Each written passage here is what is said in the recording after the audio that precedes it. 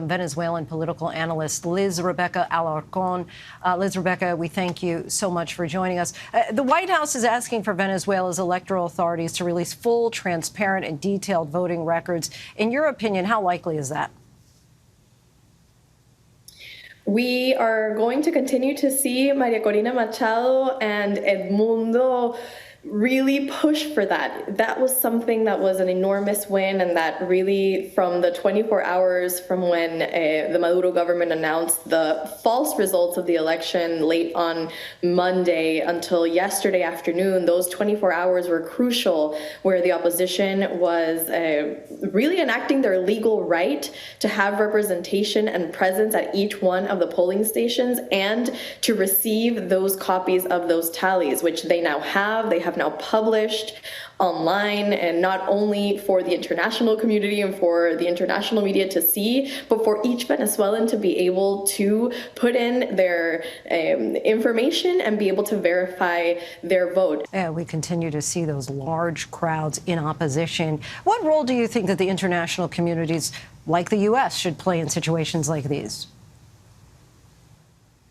Well, I think first it's listen to Venezuelans on the ground. I think an important point to note is that yesterday's folks on the streets was something that was organic. It was not something that the opposition called for. And the folks that you all saw protesting yesterday, heading towards the government headquarters, were folks from Petare, in Caracas especially, that used to be a stronghold of Chavismo and Madurismo. Those were the first people to come out to say, no more, we want our votes counted. We saw protests all across the country. And so I think the request from Venezuelans in Venezuela is for the international community to look at the reality of what is happening, to remind them that these elections were not free and fair, recognize the will of the people in Venezuela. As you mentioned, we've seen those protests across the country, thousands chanting for freedom. An opposition party leader was detained.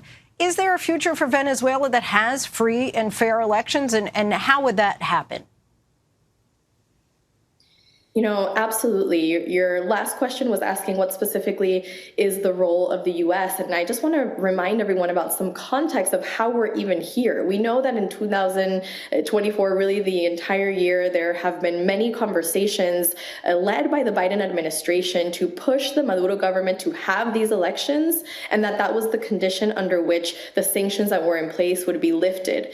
We know that the opposition did the legwork to get here, and now we are expecting leaders in the U.S. to now impose consequences if those results are not really abided by. And so the role of the international community, of the U.S. in particular, is to continue to hold Maduro accountable, whether it's individual sanctions to folks in the government who are not heeding the will of the people, or whether it's coalescing as an international community to denounce what is happening, to recognize Edmundo as the new president, and to push for a negotiated exit where everything from amnesty to other deals on the table should be at play to convince Maduro and his cronies that it really is a time to go, that the people of Venezuela want to live in a democracy, that 70% of them voted for the opposition alternative.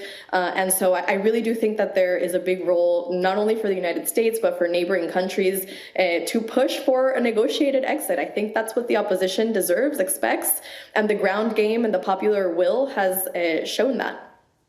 Venezuelan political analyst Liz Rebecca Alarcon, we thank you so much for your time. I appreciate it.